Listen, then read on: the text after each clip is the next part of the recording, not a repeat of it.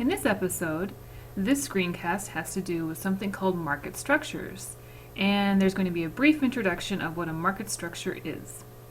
By the end of the presentation, you should be able to identify the 4 market structures, know what the characteristics are of a market structure, and that you should understand that there is a spectrum of competitiveness and how it relates, so we will talk about those things next.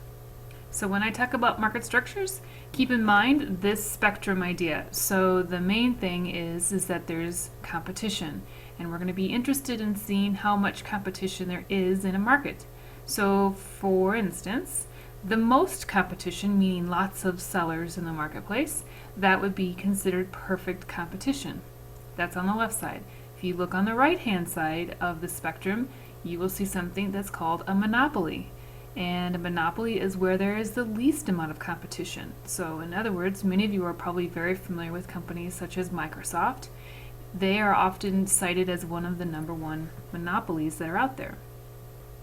Really, if we think about market structures and why we want to study them, we kind of want to get a feeling for how free markets work, and we want to understand the impact that competition has and how that really impacts how many sellers get into a market. And it also goes on to explain why prices can be charged the way that they get charged in certain industries. There are 4 characteristics of market structures, and each one of those market structures will have slightly different variations.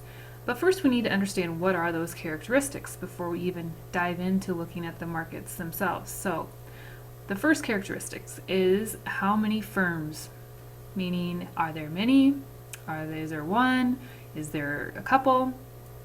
That will certainly indicate the type of market structure. Another thing that identifies a market is the easiness to get in or out of a particular market, and so we're going to call that a barrier to entry. So that could include things like how much money does it take to get up and running, what kind of technology do you need to have in order to be in that market. The third thing is what kind of control over price do you have in this particular market. If you have a lot of control over price, then chances are there's not a lot of competition, because if you can set the price in the market, chances are you have a very unique product, and that gives you the leverage to be able to set prices.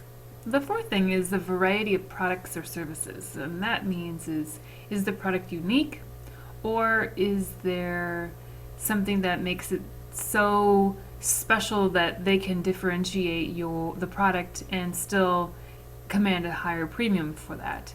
Or is it just so much like an Apple that it's the same thing no matter where you go? So variety of product will be important to know that too. Okay, so now I want you to try something. I want you to hit pause, and I want you to see if you can right now tell me what are the 4 characteristics of market structures. So hit pause right now and either in your mind or write down what they are. Did you come up with the following?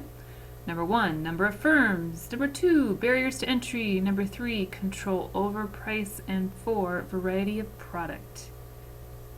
So as a recap, those are the 4 characteristics of the market structures, and these are the 4 market structures themselves: perfect competition, monopolistic competition, oligopoly, and a monopoly.